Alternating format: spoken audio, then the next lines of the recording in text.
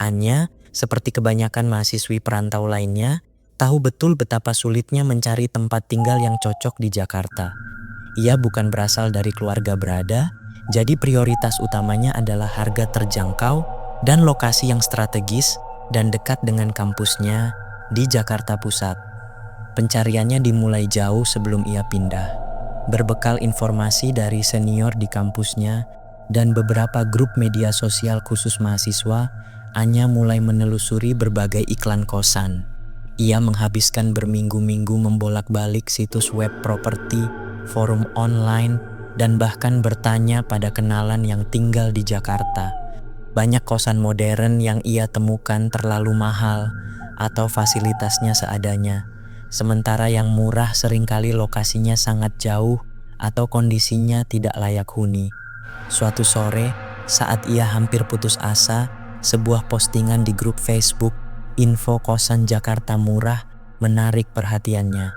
Postingan itu cukup singkat, hanya berisi beberapa foto dan deskripsi yang samar. Disewakan kamar kosan khusus putri, lokasi strategis dekat kampus X, sebut saja begitu kampus Anya. Bangunan klasik, adem, suasana tenang, harga nego, hubungi Ibu Marta. Yang membuat Anya tertarik adalah foto-foto yang diunggah.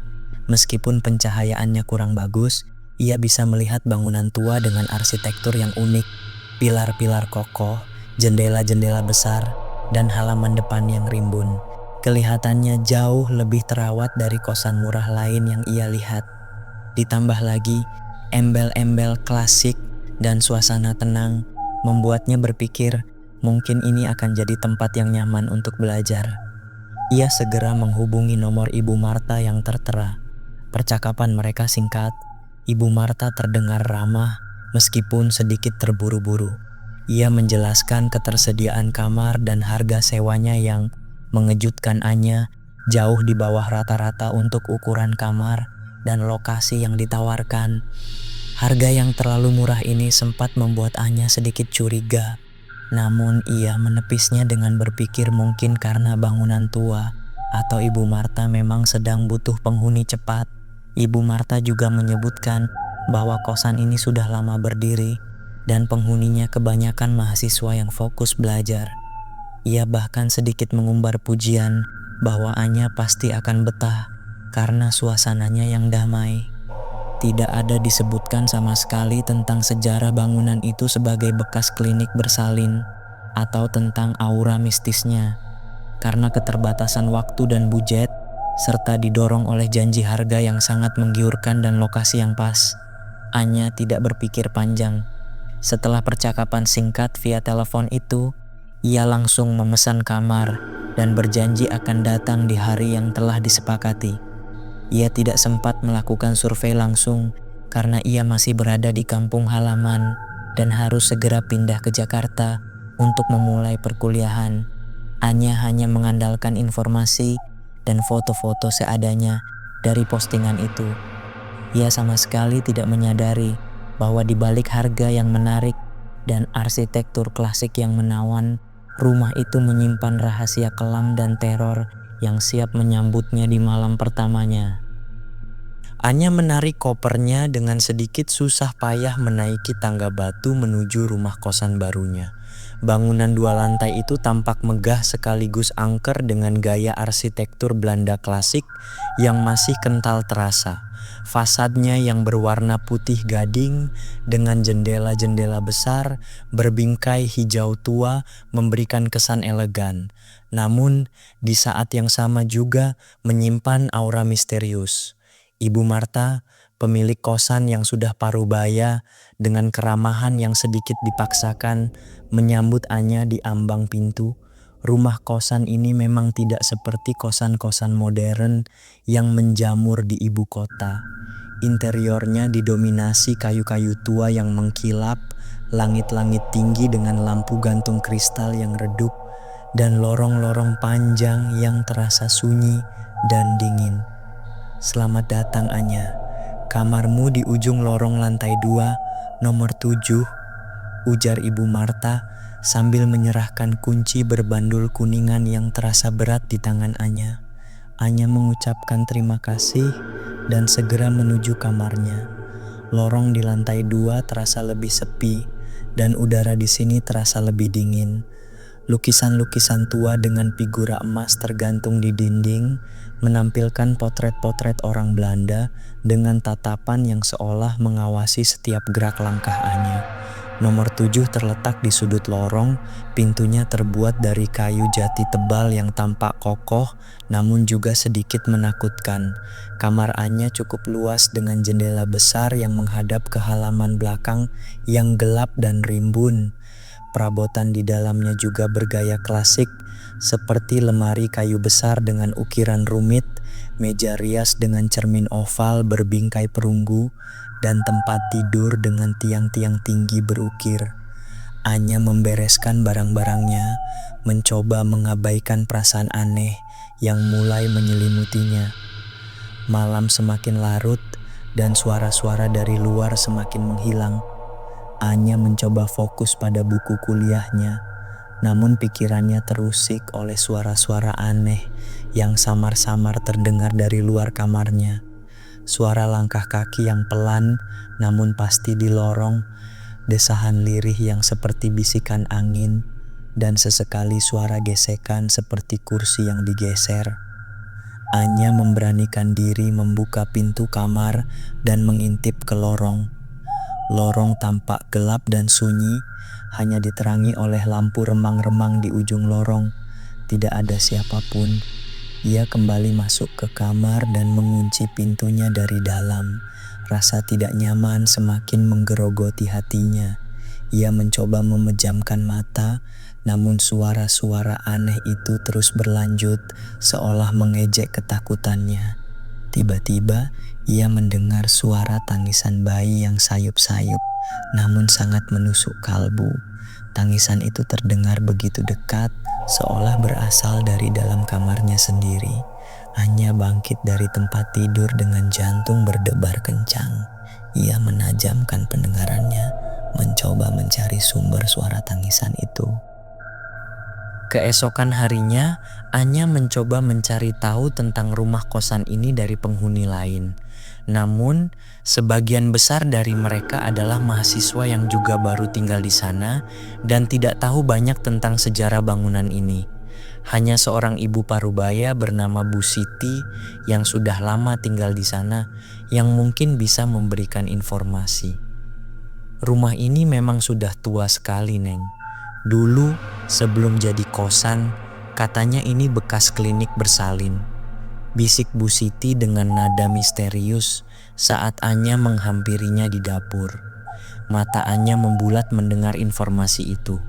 Klinik bersalin, pantas saja aura di rumah ini terasa begitu kuat dan aneh. Ia ingat suara tangisan bayi yang didengarnya semalam. Apa sering terjadi hal-hal aneh di sini, Bu? Tanya Anya dengan ragu. Bu Siti terdiam sejenak lalu menghela napas panjang. Dulu, waktu saya baru pindah ke sini, sering sekali dengar suara-suara aneh. Tangisan bayi, langkah kaki di malam hari. Bahkan katanya ada yang pernah melihat penampakan suster, ujar Bu Siti dengan suara pelan. Tapi lama-kelamaan, mungkin karena sudah terbiasa, suara-suara itu jadi tidak terlalu mengganggu lagi. Anya merasa bulu kuduknya meremang mendengar cerita Bu Siti. Jadi, apa yang didengarnya semalam bukanlah ilusinya semata. Rumah ini memang menyimpan sejarah kelam dan energi yang tidak biasa. Malam-malam berikutnya di rumah kosan itu menjadi mimpi buruk bagi Anya. Suara-suara aneh semakin sering terdengar dan intensitasnya semakin meningkat. Tangisan bayi yang dulu sayup-sayup kini terdengar lebih jelas dan menyayat hati, seolah bayi itu berada di dekat kamarnya. Langkah kaki di lorong terdengar lebih berat dan tergesa-gesa, seperti seseorang yang sedang berlari. Pintu kamarnya beberapa kali terasa ada yang menggedor pelan dari luar. Padahal ia yakin sudah menguncinya dengan rapat. Anya mulai merasa lelah dan ketakutan. Ia sulit tidur nyenyak dan selalu merasa diawasi. Ia mencoba mencari informasi lebih lanjut tentang bekas klinik bersalin ini. Dari internet dan cerita-cerita warga sekitar, ia menemukan bahwa klinik ini dulunya cukup terkenal, namun kemudian ditutup secara misterius puluhan tahun yang lalu.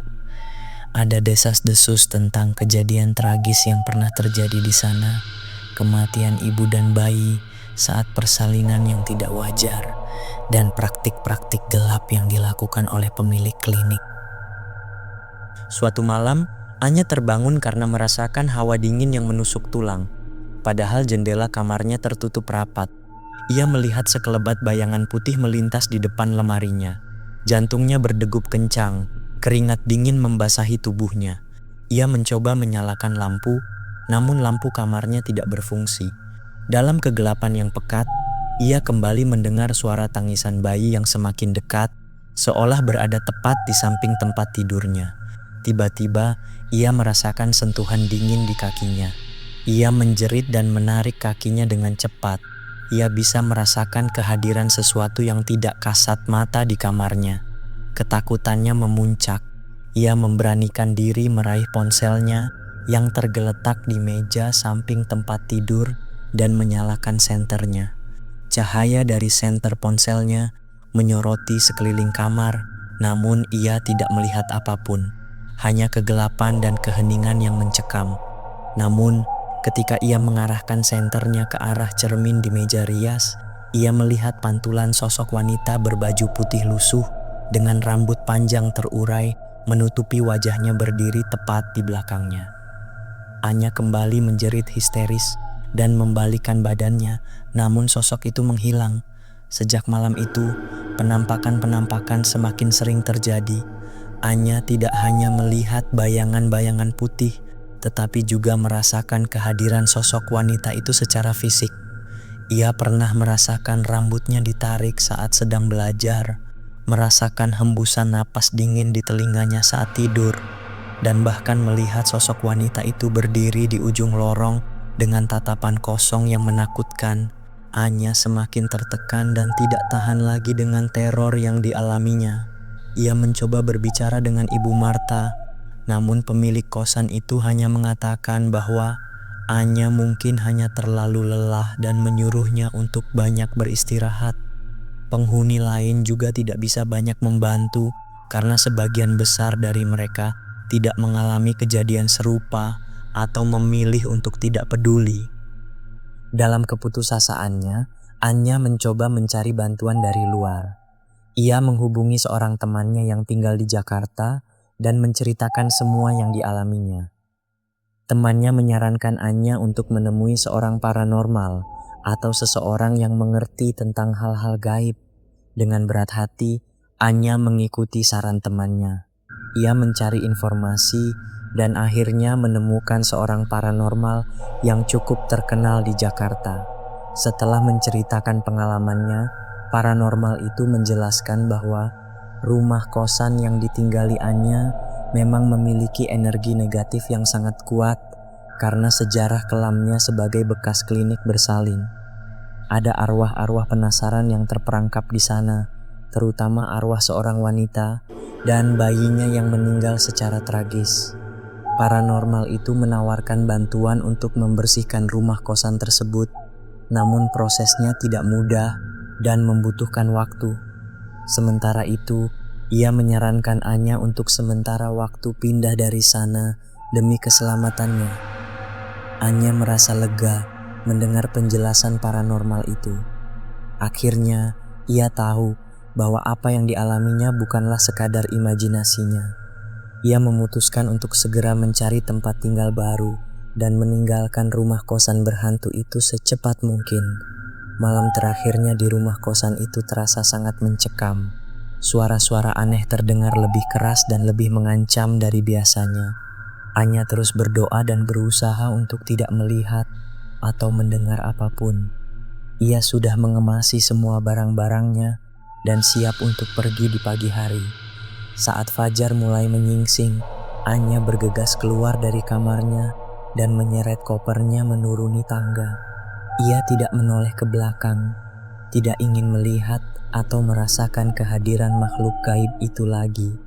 Ia hanya ingin segera keluar dari rumah yang dulunya adalah saksi bisu tragedi dan kini menjadi penjara bagi arwah-arwah penasaran. Setelah keluar dari gerbang rumah kosan bergaya Belanda klasik itu, Anya menarik napas lega. Udara pagi terasa segar dan menenangkan. Ia berjanji pada dirinya sendiri untuk tidak pernah lagi menginjakkan kaki di tempat yang menyimpan begitu banyak kengerian dan kesedihan. Pengalaman terjebak di bekas klinik bersalin itu akan selalu menjadi mimpi buruk yang menghantuinya. Sebuah pengingat akan adanya dunia lain yang tidak kasat mata, namun sangat nyata.